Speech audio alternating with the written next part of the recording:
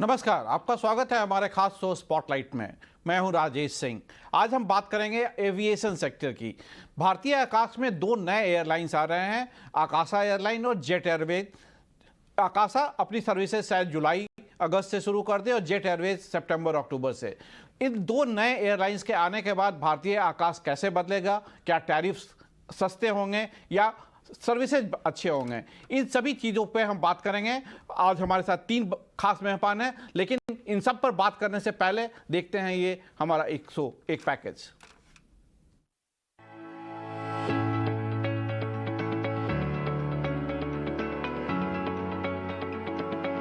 Flight के operation में आने से पहले ही जेट एयरवेज और आकाशा एयरलाइंस की ट्विटर पर दोस्ती हो गई है। दोनों एक दूसरे को नई उड़ान की तैयारी यानी एयरलाइन कोड के लिए बधाई देते नजर आए, लेकिन जल्द ही ये कॉम्पिटिटर्स बनकर एक दूसरे के सामने होंगे। राकेश झुंझुनवाला की आकाशा एयरलाइंस जुलाई से ऑपरेशन में आ सकती है, जबकि एनसीएलटी से बाहर आई जेट एयरवेज भी सितंबर अक्टूबर तक फिर हवाओं का लुत्फ लेने निकलेगी। और इसी के साथ भारत के एविएशन इंडस्ट्री में दो और खिलाड़ी उतरेंगे, वो इंडस्ट्री जो अगले दशक में नए मुकाम हासिल करने के लिए कमर कस रही है और जिसकी रफ्तार के लिए नए एयरपोर्ट्स पर भी पुरजोर काम चल रहा है। सबसे पहले आपको बताते हैं कि आने वाले दिनों में एविएशन इंडस्ट्री की तस्वीर किस तरह से बदलने वाली है। फिकी और पीडब्ल्यूसी की रिपोर्ट के मुताबिक 2033 तक कुल सालाना एयर ट्रैफिक 2020 की 34.1 करोड़ से बढ़कर 95.9 करोड़ पैसेंजर्स होने का अनुमान है। इसमें टियर 2 और टियर 3 एयरपोर्ट से ट्रैफिक में 3 गुना से ज्यादा की बढ़त की उम्मीद है। भारत में फिलहाल 16 बड़े एयरपोर्ट हैं, वही 26 ऐसे ब्राउनफील्ड एयरपोर्ट हैं जो 2033 तक बड़े एयरपोर्ट की कैटेगरी में शामिल हो जाएंगे। ब्राउनफील्ड एयरपोर्ट यानी ऐसे एयरपोर्ट्स जो पहले से ऑपरेशनल हैं, लेकिन उनको और बड़ा बनाया जाएगा। 4 ग्रीनफील्ड एयरपोर्ट्स हैं, यानी नए एयरपोर्ट्स तैयार हो रहे हैं, जिसमें नवी मुंबई एयरपोर्ट, जेवर में Noida international airport, GMR Goa airport और आंध्र प्रदेश में बनने वाला भोगापुरम एयरपोर्ट शामिल है। कुल मिलाकर 2033 तक 45 एयरपोर्ट्स हो जाने का अनुमान है। साफ है कि इस ग्रोथ में छोटे शहरों में एयरपोर्ट बड़ी भूमिका निभाएंगे और सरकार को इनके विकास के लिए प्राइवेट कंपनियों की मदद लेनी होगी। लेकिन भारत में एविएशन सेक्टर का इतिहास कुछ और ही बताता है। एविएशन इंडस्ट्री में पहले भी कई प्लेयर्स आए, लेकिन टिक नहीं पाए। साल 2012 में किंगफिशर का लाइसेंस कैंसिल हुआ। 2013 में एयर मंत्रा के ऑपरेशन बंद हुए। एयर पेगासस 2016 में सिमटा। 2017 में एयर कोस्टा और एयर कार्निवल ने पैर समेटे और फिर 2019 में जेट एयरवेज इमरजेंसी फंडिंग के अभाव में बंद हो गई। इससे पहले दमानिया और सहारा एयरलाइंस भी बंद हो चुके हैं। भारत में अब भी इस इंडस्ट्री के लिए अड़चनें कम नहीं। एक तरफ फ्यूल की कीमतें रिकॉर्ड तोड़ रही है, तो दूसरी ओर एयरलाइंस अब तक कोविड के कहर से उभर नहीं पाई है। एयर ट्रैफिक में रिकवरी जरूर है, लेकिन बेहद धीमी। एविएशन में कुल कॉस्ट का 35 से 40% फ्यूल कॉस्ट होता है। ब्रेंट क्रूड $110 के ऊपर है और घरेलू बाजार में एटीएफ यानी एविएशन टर्बाइन फ्यूल के भाव अब तक 58% चढ़ चुके हैं। इस बढ़ते कॉस्ट की भरपाई के लिए एयरफेयर में बढ़ोतरी भी की गई है। इस साल ही अब तक 2 बार कीमतें बढ़ाई जा चुकी है।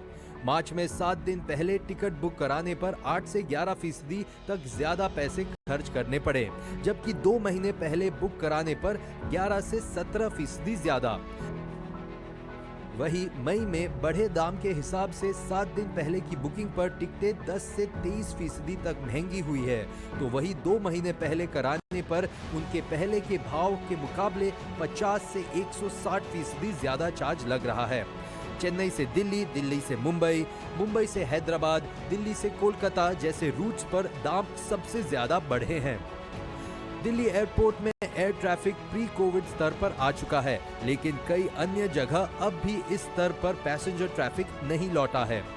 कोविड के पहले हर रोज लगभग 4 लाख लोग उड़ान भरते थे। अभी ये आंकड़ा लगभग 3.25 लाख तक आ गया है, पर अब 2 नई उड़ानों के साथ कंपटीशन और बढ़ने वाला है। कंज्यूमर्स के लिए कंपेटिटिव टैरिफ और बेहतर सेवाएं की उम्मीद जरूर है, लेकिन मुश्किलों से जूझ रही एविएशन कंपनियों के लिए और चुनौती बनेगी। हालांकि इन सब के बीच ये तय है कि नए इंफ्रा और बढ़ते इनकम के साथ एयरलाइंस की डिमांड जरूर बढ़ेगी। ईटी नाउ स्वदेश।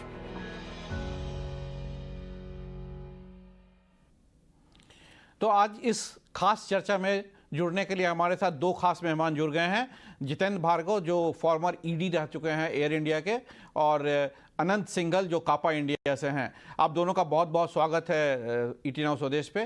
भार्गव साहब, सबसे पहले आपके साथ पास आना चाहेंगे कि दो नए एयरलाइंस के आने से भारतीय आकाश में क्या बदलेगा? क्या आपको लगता है कि नए कंपटीशन आने से सर्विसेज अच्छी होंगी, टैरिफ बढ़ेंगे, या किस तरह के बदलाव आप देख रहे हैं? देखिए, एविएशन सेक्टर में बहुत जरूरी है, क्योंकि इंडिया एक प्राइस सेंसिटिव मार्केट है कि फेयर्स कम हो तो एटीएफ के प्राइसेस कम हो, तब बहुत अच्छा माहौल होता है। इस समय क्या है, क्योंकि एटीएफ के प्राइसेस ऊंचाई पे हैं, बहुत सारे लोग अफोर्ड नहीं कर पा रहे हैं, सीटें प्लेन में खाली जा रही हैं। और जब हम देखेंगे कि जेट एयरवेज 20 भी मार्केट में आता है, फिर आकाश एयरलाइन आती है, तो स्वाभाविक है कि मार्केट में कैपेसिटी बढ़ जाएगी। एयरलाइंस को पैसेंजर्स को अट्रैक्ट करने के लिए दाम घटाने पड़ेंगे, इसका सीधा प्रभाव पड़ेगा उनकी बैलेंस शीट के ऊपर।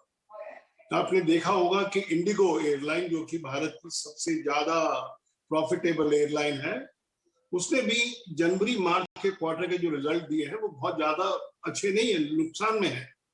तो ये एक जो हमारी स्थिति रही है कि तमाम एयरलाइन, अगर 20 साल देख लीजिएगा कितनी एयरलाइन बंद हुई हैं, तो जब ये प्रॉपर मैच नहीं करती है capacity, fares, economics of ATF prices etcetera, तो ये एयरलाइंस के लिए घातक सिद्ध होती है। तो मैं जो आगे देख रहा हूँ, एक तो बहुत अच्छी बात है कि जेट एयरवेज रिवाइव हो रही है, अच्छी बात है कि आकाश एयरलाइन, एक और एयरलाइन आ रही है। लेकिन जब आप एक पूरा एविएशन इंडस्ट्री को देखते हैं, तब आपको थोड़ा सा सोचने को मजबूर हो जाते हैं हम लोग कि क्या ये देश के एविएशन के हित में है। पैसेंजर अवश्य कहेगा कि ये मेरे हित में है, क्योंकि उनको फेयर सस्ते मिलते हैं। लेकिन जब एयरलाइन शट डाउन होती है तो उसका सीधा प्रभाव पड़ता है कंट्री के इमेज के ऊपर में। जो एम्प्लॉयज काम कर रहे होते हैं उस एयरलाइन के, उनको बहुत नुकसान होता है। आजकल जैसे हमने पढ़ा अखबार के अंदर में कि लोग इंटरव्यूज लेने के लिए जा रहे हैं, कैबिन क्रू के इंटरव्यूज कुछ एयरलाइन ले रही हैं क्योंकि भर्ती की जा रही है। लेकिन जब यही दौर उल्टा होता है, जब एयरलाइन शट डाउन कर रही होती है, तो उस समय जरूर बहुत ज्यादा हमको अफसोस होता है। मिस्टर भार्गव, आपने बहुत अच्छी तरह से समझाया कि क्या दिक्कतें हैं, एटीएफ के प्राइसेस बहुत ज़्यादा हैं, अब इसमें कितनी वायबिलिटी है नए एयरलाइंस के लिए। तो मेरा दूसरा सवाल यही होगा, क्या आपको लगता है कि जो नए दो एयरलाइंस इस साल में आ रहे हैं, एक आकाशा जुलाई में या सितंबर अक्टूबर तक, जेट फिर अपने रिवाइवल प्लान के साथ आ रहा है एक नए प्रमोटर के साथ, तो क्या आपको लगता है इन दोनों के लिए ये समय सही है आने का, और कितने वायबल ये होंगे? देखिए, फ्री मार्केट में ना एयरलाइन के आने पे किसी को ऑब्जेक्शन नहीं होनी चाहिए। अब ये प्रमोटर के ऊपर होता है वो किस समय अपनी एयरलाइन को मार्केट में ऑपरेट करने के लिए आ रहे हैं। लेकिन क्योंकि एविएशन इंडस्ट्री एक कैपिटल इंटेंसिव इंडस्ट्री है, दुर्भाग्य की बात यह है कि हमारे देश में टैक्सेशन भी बहुत है, हर एक चीज पे टैक्सेस लगे हुए हैं। तो जब एक पैसेंजर एक फेयर देता है, वो तमाम राशि एयरलाइन के पास नहीं जाती है, बहुत सारी राशि एयरपोर्ट के पास चली जाती है, भारत सरकार के पास विभिन्न टैक्स के चले जाती है। तो पैसेंजर तो समझता है कि मैंने काफी फेयर दिया है दिल्ली मुंबई या मुंबई बेंगलोर जाने के लिए, लेकिन एयरलाइन को तमाम पूरा फेयर होता है वो नहीं मिलता है। और जब उनकी वित्तीय स्थिति बिगड़ती है तो एक के बाद एक हम देखते हैं कि एयरलाइंस कुछ ना कुछ तरीके अपनाते हैं, जिसको हम बोल सकते हैं कि वो स्नेक ऑयल रेमेडीज होती हैं कि अच्छा दाम घटा दी जाए, हम सेल कर दें, 999 रुपए पर टिकट बेचने लग गए हैं, 1500 रुपए टिकट बेच दें कि हम आगे एग्रेसिव एडवांस बुकिंग कर लें। लेकिन ये जो शॉर्ट टर्म मेजर्स होते हैं ना, ये एयरलाइन के लिए हमेशा घातक सिद्ध हुए हैं। तो एक तरफ तो हम कह सकते हैं कि बहुत अच्छी बात है कि जेट एयरवेज रिवाइव हो रही है। दूसरी बात यह है कि जब कैपेसिटी बढ़ जाएगी तो यहाँ तो हम ये कहें कि एयरलाइन इंडस्ट्री मैच्योरिटी दिखाए और फेयर जो एक सीट को प्रोड्यूस करने पे खर्चा होता है उससे कम फेयर चार्ज ना करें। लेकिन वो जैसे ही ये करेंगे आप देखेंगे कि लोड फैक्टर जो है वो इस समय अगर 75-80% के बीच में है वो 60% पे आ जाएंगे, क्योंकि बहुत सारी जनता हमारी ये है जो कि एयरलाइन अफोर्ड नहीं कर सकती है, लेकिन क्योंकि फेयर्स लो होते हैं इंडियन मार्केट के अंदर में, इसलिए वो ट्रैवल कर पाते हैं और सीटें भर पाते हैं हवाई जहाज पे। आपने काफ़ी अच्छी तरीके से समझाया कि क्या दिक्कतें हैं और एयरलाइंस ने पिछले समय में क्या गलतियां की जिसके चलते काफ़ी एयरलाइंस बंद हो गए। अनंत सिंघल, अब आपके पास आना चाहेंगे। यही सवाल अगर हम आपसे पूछें कि क्या अभी जब ETF के प्राइसेस ऑल टाइम हाई पे हैं, एयरलाइंस का, किसी भी एयरलाइंस का 30 to 40% जो कॉस्ट होता है वो ETF में जाता है, ऐसे में इन दो एयरलाइंस के लिए क्या जगह है भारतीय बाजार में या नहीं है? देखिए, एयरलाइंस के लिए मार्केट में जगह है या नहीं है, इससे पहले हमें ये देखना पड़ेगा कि मार्केट में सिचुएशन कैसी है। मिस्टर भार्गव ने इसके ऊपर काफ़ी अच्छे से एक्सप्लेन किया। मैं इसमें 1-2 चीज़ें और ऐड करना चाहूँगा। अभी जो एनवायरनमेंट है, जो इकोनॉमिक एनवायरनमेंट है और जो ऑपरेशनल एनवायरनमेंट है, जिसमें ये एयरलाइंस ऑपरेट कर रही हैं, जो एक्जिस्टिंग एयरलाइंस हैं और जो नई एयरलाइंस ऑपरेट करेंगी, इसके अंदर एक तो ATF आपने बताया कि बहुत हाई है। इसके अलावा जो अभी सिचुएशन है, इसके अंदर बाकी जो ओवरऑल कॉस्ट स्ट्रक्चर है एयरलाइंस का, वो भी इंक्रीज़ हो रहा है धीरे-धीरे। अगर बाकी कॉस्ट की मैं बात करूँ तो एयरपोर्ट चार्जेस धीरे-धीरे बढ़ रहे हैं, क्योंकि एयरपोर्ट्स ने भी अभी पीछे काफ़ी इनकम उनकी कम हुई है, तो उन्हें वो रिकवरी भी करनी है। उसके अलावा स्टाफ कॉस्ट, कोविड के टाइम पे एयरलाइंस ने अपने एम्प्लॉइज़ की सैलरीज़ तो कम कर दी थी, बट अब वो धीरे-धीरे बढ़ा रहे हैं उन सैलरीज़ को वापस, तो स्टाफ कॉस्ट भी बढ़ रही हैं। और ओवरऑल सिंस एक बहुत बड़ा इन्फ्लेशनरी सिनेरियो है, तो ओवरऑल बाकी सारी कॉस्ट भी बढ़ रही हैं। तो एक इन्फ्लेशनरी कॉस्ट सिनेरियो के अंदर आप ऑपरेट कर रहे हैं, और जब एडिशनल नई एयरलाइंस जब आएँगी मार्केट के अंदर, ऑब्वियसली जब ज़्यादा कैपेसिटी आएगी, उस केस में जब आपकी कॉस्ट भी ज़्यादा है, आप इसमें नई कैपेसिटी लाएँगे, तो ऑब्वियसली आपको मार्केट में नए अपनी जगह बनाने के लिए, आपको पैसेंजर्स को अट्रैक्ट करने के लिए थोड़ा-सा फेयर्स को अपना कॉम्पिटिटिव रखना पड़ेगा। अभी खैर गवर्नमेंट ने फेयर कैप्स जब लगाए थे कोविड के लिए, एयरलाइंस को बचाने के लिए, अभी वो चल रहे हैं, उसकी वजह से भी फेयर्स थोड़े से हाई हैं। बट जब भी वो फेयर कैप्स चले जाएँगे और जब गवर्नमेंट इन फेयर कैप्स को हटा देगी, तब जब ये एयरलाइंस आपस में फ्रीली कम्पीट करेंगी, तब सबके लिए सस्टेन कर पाना बहुत मुश्किल हो जाएगा। कोविड से पहले भी एयरलाइंस ने $1.7 बिलियन का लॉस FY20 में लगभग डिक्लेयर किया था। इन्होंने इतने लॉसेस किए थे, और कोविड के 2 सालों में लगभग $7 से $8 बिलियन का सारी एयरलाइंस को मिलाकर लगभग लॉस हुआ है। तो ऐसे सिनेरियो में अपनी जगह बना पाना और फेज़ सस्टेन करके प्रॉफिट कमा पाना थोड़ा मुश्किल रहेगा मेरे हिसाब से। ठीक है, काफ़ी मुश्किल, लेकिन हम आपसे ये जानना चाहेंगे, अभी मार्च 2022 में फिक्की और PwC की एक रिपोर्ट आई थी जिसमें ये कहा गया है कि भारत की एविएशन सेक्टर के ग्रोथ के बारे में बात की गई है। उसमें ये कहा गया है कि अभी करीब 341 मिलियन पैसेंजर्स ट्रैवल करते हैं, जो कि 2033 तक बढ़ के 959 मिलियन हो जाएंगे। तो क्या आपको लगता है कि इस करंट सिचुएशन में इतना ग्रोथ होगा भारत में अगले 10 सालों में, 10 या 11 सालों में? इंडिया की ग्रोथ होने में कोई डाउट नहीं है। इंडिया में इकोनॉमिकली भी और एविएशन में भी ग्रोथ हुई है। पिछले 10-15 सालों में काफ़ी अच्छी ग्रोथ आई है। हम 3rd लार्जेस्ट एविएशन मार्केट है वर्ल्ड में। सो ये ग्रोथ अच्छी बात है, ये सराहनीय है। लेकिन ये ग्रोथ किस कॉस्ट पर आई है, ये भी देखना पड़ेगा। जब सारी एयरलाइंस स्ट्रगल कर रही हैं, आपने खुद अभी इंट्रोडक्शन में बताया कितनी सारी एयरलाइंस ऑलरेडी बंद हो चुकी हैं। जेट एयरवेज रिवाइव होकर आ रही है, ये बहुत अच्छी बात है। बट अगर एक सेक्टर लॉस करता रहेगा तो कब तक उसको सस्टेन कर पाएगा? ये लॉसेस की एक लिमिट है। सो हम ये प्रॉफिटलेस ग्रोथ अगर हम सेलिब्रेट करते रहेंगे तो सेक्टर के लिए अच्छा नहीं है। हमें एक सिचुएशन ऐसी चाहिए जहाँ पे ग्रोथ तो हो रही है, बट एक रीजनेबल सस्टेनेबल रिटर्न्स सभी प्लेयर्स कमा रहे हैं, और एयरलाइन चलाना एक वायबल बिजनेस मॉडल है। अगर ये लॉस करती रहेंगी और प्रमोटर्स का पैसा इस तरीके से डूबता रहेगा, तो इसमें कौन इन्वेस्ट करेगा? तो आगे जाके बहुत प्रॉब्लम हो जाएगी। तो ग्रोथ वायबिलिटी से लिंक होना बहुत ज़रूरी है। बिल्कुल आपने ठीक कहा कि ग्रोथ की बहुत ज़्यादा वायबिलिटी है, ग्रोथ हो सकती है, इंडिया में बहुत बड़ा पॉपुलेशन है, लेकिन इसके साथ हम आपको ये अगर जानना चाहें कि नेशनल एविएशन पॉलिसी जो लाई गई थी उसमें काफ़ी इंसेंटिव्स दिए गए थे, आप जैसे रीजनल कनेक्टिविटी के लिए। अब सरकार जो नए एयरपोर्ट्स की बात कर रही है कि अगले 5 सालों या 10 सालों में बहुत सारे नए एयरपोर्ट्स बनेंगे, 45 अगर सही फिगर मुझे याद है तो नए एयरपोर्ट्स हो जाएंगे, 47। इन सब की कितनी वायबिलिटी लगती है आपको करंट सिचुएशन में? कोविड के बाद ऑलरेडी जैसा आपने कहा कि एयरलाइंस काफ़ी मुश्किल में है, सैलरीज रिड्यूस कर दिए गए हैं, लेकिन अब धीरे धीरे अगर पैसेंजर लोड फैक्टर बढ़ता है तो वो भी प्रोसेस होगा। तो ये इनसे कितना, जो नई एविएशन पॉलिसी है, ये जो सरकार का असिस्टेंस मिल रहा है, उससे क्या फ़ायदा हो रहा है एयरलाइंस को या नहीं हो रहा है? देखिए, आपके क्वेश्चन मैं 2-3 पार्ट्स में डिवाइड करके आंसर करना चाहूँगा। पहले जब आपने एयरपोर्ट्स की बात की, नए एयरपोर्ट्स आना बहुत सारे सिटीज़ में, बहुत सारी जगहों पे उसकी ज़रूरत है। तो ये एक कमेंडेबल टास्क है जो गवर्नमेंट इनिशिएट करेगी, ये होना भी चाहिए। अब इन एयरपोर्ट्स की वायबिलिटी है या नहीं है, ये हर एयरपोर्ट के लिए अलग से इंडिपेंडेंट स्टडी की जाएगी। 50 एयरपोर्ट्स को कंबाइन करके ये कह पाना कि वायबिलिटी है या नहीं है, एक ओपन फोरम में थोड़ा-सा मैं नहीं कहना चाहूँगा।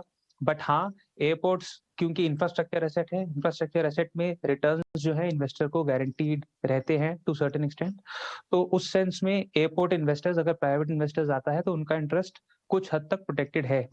जो स्ट्रगल कर रही हैं वो लार्जली एयरलाइन स्ट्रगल कर रही है और उनके पास ऐसा कुछ फॉल बैक ऑप्शन होता नहीं है। उन्हें प्रमोटर्स की कैपिटल पे ही डिपेंड करना पड़ता है और जो मार्केट से बोरिंग्स होती है उसी पर डिपेंड करना पड़ता है।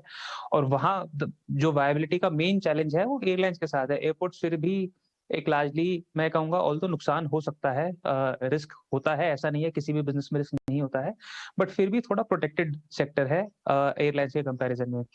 जहाँ तक रीजनल कनेक्टिविटी की आपने बात की है, वो अगेन एक अच्छा इनिशिएटिव है, जिसकी कंट्री को बहुत ज़रूरत है।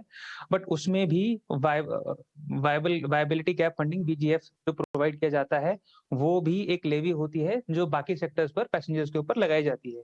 वो पैसा सरकार के पास जाके वापस एयरलाइंस को मिलता है।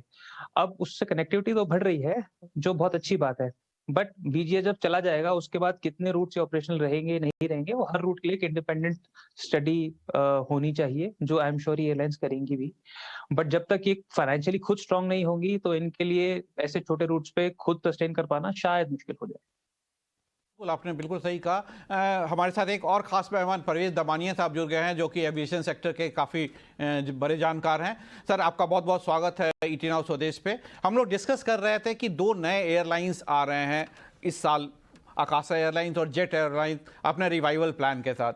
जितेंद्र भार्गव साहब बता रहे थे कि ईटीएफ प्राइसेस बहुत हाई हैं, हालांकि वायबिलिटी कोविड के बाद एयरलाइंस खुद अभी स्ट्रगल कर रही हैं। ऐसे में हम आपका व्यू पॉइंट अगर लेना चाहें कि आपको क्या लगता है कि ये सही समय है इन एयरलाइंस के लिए भारतीय बाजार आकाश में आना, या अभी इन्हें कुछ और वेट करके आना चाहिए था?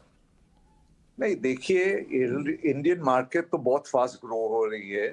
कोविड के टाइम थोड़ा स्लो हो गया, but it's already becoming the 3rd largest market in the world. जो ग्रोथ इंडिया में है वो कहीं वर्ल्ड में नहीं है। लेकिन मेन प्रॉब्लम ये यूक्रेन रशियन वॉर के बाद ये एटीएफ प्राइसेस एकदम शूट अप हो गए, इसलिए that is going to be a very very difficult struggle for all airlines. ATF is पहले 40% कॉस्ट था, अभी क्या परसेंटेज ऑफ द कॉस्ट हो गया मैं सोच भी नहीं सकता। और अभी तक ये वॉर रुकने का नाम नहीं हो रहा है और एटीएफ प्राइस बढ़ते ही जा रहे हैं। दूसरा, देखिए, मुझे लगता है ये जो आकाशा एयर आने वाली है, they are going to run the airline very systematically and it will create a major competition for the present low cost carriers. Jet भी आ रही है, क्या साइज में वो लोग आ रहे हैं उनका मुझे बिजनेस प्लान कुछ मालूम नहीं, लेकिन Akasa has a very strong business plan. दूसरा, आप एक बात याद रखिए कि अभी टाटास भी मार्केट में आ गए, पहले थे लेकिन अभी जोर से आ गए, क्योंकि now it's going to be a Tata Air India, so they will also refurbish the aircraft, do very aggressively marketing. So we do not have 2 airlines, but in a certain indirect way we have 3 new airlines coming in. दूसरा, मैं आपका ध्यान खींचना चाहता हूँ कि dollar भी ऊपर जा रहा है, which is also going to hurt the airlines very very badly. देखिए, फ्यूल कॉस्ट तो है, लेकिन all other costs are in dollar. For example, lease rent is paid in dollar, maintenance is paid in dollars, all the imported spare parts are paid in dollars. So dollar बढ़ने से भी it is not going to help the airlines. तो एक तरफ से ATF बढ़ रहा है, एक तरफ से डॉलर बढ़ रहा है, तो it's going to be a very very tough struggle for the airlines. मुझे खाली एक बात की बहुत फिक्र है कि देखिए अभी इंडिगो का भी रिजल्ट आया, वो रिजल्ट बहुत अच्छा नहीं था. So airline should not compromise on safety and engineering by any chance, because see, the temptation is always there to cut costs as far as maintenance engineering is concerned. So at no point should the safety standards be reduced by the airline. अभी 2-3 काफी incidents हो गए जो अच्छे नहीं थे recently. You must have read in the papers and you must have done shows on it. So I think the airlines have to be very careful. वैसे जो airlines इंडिया में चल रहे हैं बहुत अच्छे चल रहे हैं, they are delivering world class standards. लेकिन ये ATF के लिए things are going to go upside down. लेकिन अभी ये देखिए, एयरलाइन एक बार प्लान कर दिया है, एयरक्राफ्ट बुक कर दी, इंडक्शन प्लान हो गया, तो अभी आकाशा एरिया जेटर अभी ये तो कह नहीं सकते कि अभी डिले कर देंगे, क्योंकि एयरक्राफ्ट के डिलीवरी तो टाइम टू टाइम आएगी. इसलिए आई थिंक इसमें क्या होगा, जब आकाशा आ जाएगा, जेट आ जाएगा, नया एयर इंडिया आ जाएगा, तो I think there will be a competition to give excellent service and at the lowest cost. तो इसमें ultimately फायदा तो पैसेंजर का ही होगा, मुझे ऐसा लगता है. So ultimately all these new airlines coming, all these low cost airlines coming will ultimately benefit the passenger. They will get an excellent fare and ultimately there will be huge growth in India also. अभी दूसरा एक याद रखिए कि अगर नया मुंबई में भी नया जो एयरपोर्ट आ रहा है, that is going to be a huge, it's going to have about 95 million passenger handling capacity. तो मुंबई में ज्यादा ग्रोथ होगा, more airlines will park at night. So I think overall I think the aviation scenario looks good. Airlines ने Covid time में बहुत सफर किया है, लेकिन I hope they gain ground now and better days for the aviation industry will come in India. सही कह रहे हैं कि, लेकिन अगर हम भारत की बात करें तो India is a very price sensitive market. Price को लेकर यहाँ के कंज्यूमर्स बहुत ज़्यादा ये रहते हैं. तो ऐसे में जब ETF के प्राइसेस बहुत ज़्यादा हैं तो क्या कितना सस्टेनेबल होगा? हम देख सकते हैं, प्रीवियसली देख चुके हैं, सहारा एयरलाइंस, जेट एयरवेज, किंगफिशर, बहुत सारे एयरलाइंस को इंडिया में आने और बंद होते हुए देखे हैं. ऐसे समय में ये कितना सही डिसीजन है इस साल लॉन्च करना उनके लिए, या उसको डेफर करके ज़्यादा अच्छा रहेगा? देखिए, मैं कहूँ, जब आपने अगर एयरक्राफ्ट बुक किया है, डिलीवरी डेट्स फाइनल हो गए, तो अभी उसको डिफर करना विल बी वेरी डिफिकल्ट. मुझे ऐसा, देखिए, मुझे जो जेट एयरवेज के बैकग्राउंड का तो कुछ मालूम नहीं, मुझे लगता है किसी को ज्यादा कुछ मालूम नहीं है, लेकिन Akasa Air is going to be very strongly funded. Mr. Rakesh Jhunjhunwala is behind this, and their fundamentals are very, very strong. Their business plan is very strong, so their survival will be guaranteed.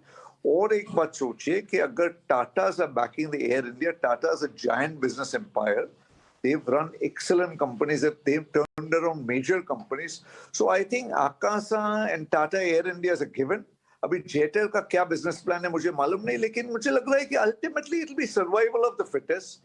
It's an open market economy.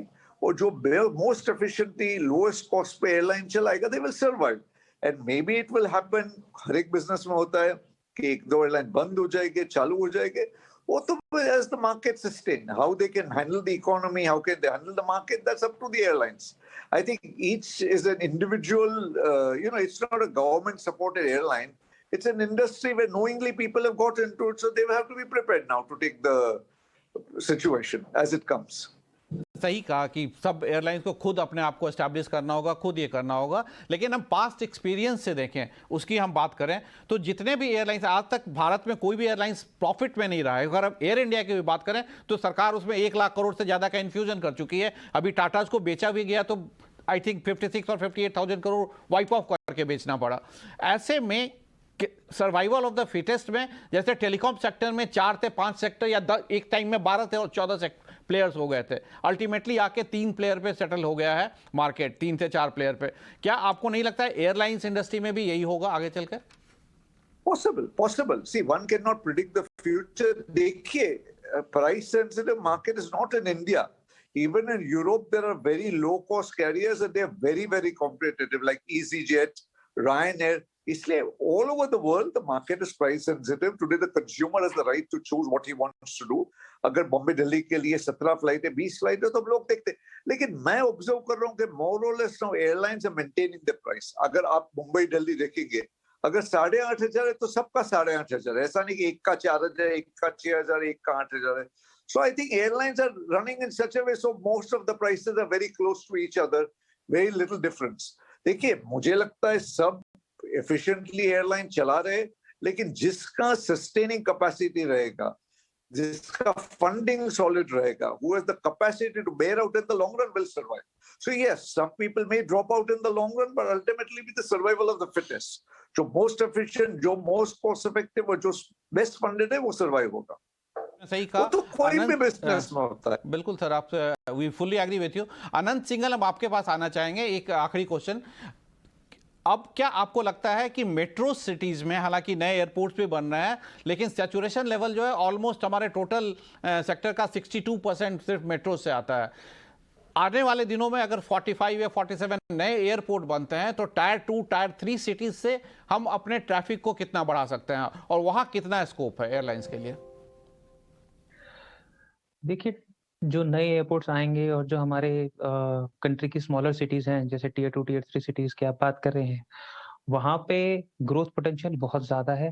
जब economy grow करेगी तो in cities से traffic, जो घूमने के लिए लोग जाएंगे, लेजर के लिए जाएंगे, बिजनेस के लिए जाएंगे, या अपने रिलेटिव से मिलने के लिए, जो VFR डिमांड जिसे कहते हैं, उसके लिए जाएंगे. सो डिमांड का पोटेंशियल इन सिटीज से बहुत ज्यादा है. But at the same time ऐसा नहीं है कि हमारे मेट्रोस का पोटेंशियल कम हो जाएगा.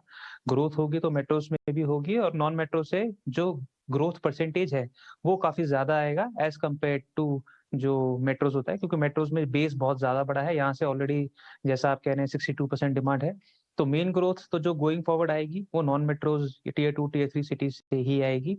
सो एयरलाइंस को यहाँ पे फोकस डेफिनेटली करना भी चाहिए, बट एट व्हाट कॉस्ट? जैसा अभी सर कह रहे थे, एयरलाइंस को अपनी कॉस्ट रिड्यूस करनी पड़ेगी. जब तक कॉस्ट रैशनलाइज नहीं होंगी तब तक प्रॉफिट नहीं हो पाएगा, और प्रॉफिट नहीं होगा तो आप इन रूट्स पे ऑपरेट कर भी लीजिए, ग्रोथ हो भी जाए, बट जब तक आप कॉस्ट अपनी रैशनलाइज नहीं करेंगे और अपने रेवेन्यू पे फोकस नहीं करेंगे, तब तक ये सस्टेनेबल सोल्यूशन नहीं है. बट हाँ, आप हमारी ग्रोथ टियर 2, टियर 3 से ज्यादा आनी चाहिए. एयरलाइंस को अपने कॉस्ट को रैशनलाइज करना होगा, क्योंकि भारत जैसे कॉस्ट सेंसिटिव मार्केट में, जैसे कि इंडिगो ने किया है कि maximum number of flights, 2 flights के बीच में कम से कम समय में सेकंड फ्लाइट्स को आगे चलाए, तो आने वाले समय में भारतीय एविएशन सेक्टर में काफ़ी कुछ होने वाला है, ये हम देखेंगे. लेकिन आज के लिए हमारा अब समय समाप्त होता है. आप सभी मेहमानों का बहुत बहुत धन्यवाद ET Now स्वदेश से जुड़ने के लिए. अगले हफ्ते हम फिर आएंगे एक नए टॉपिक के साथ स्पॉटलाइट में. तब तक के लिए नमस्कार.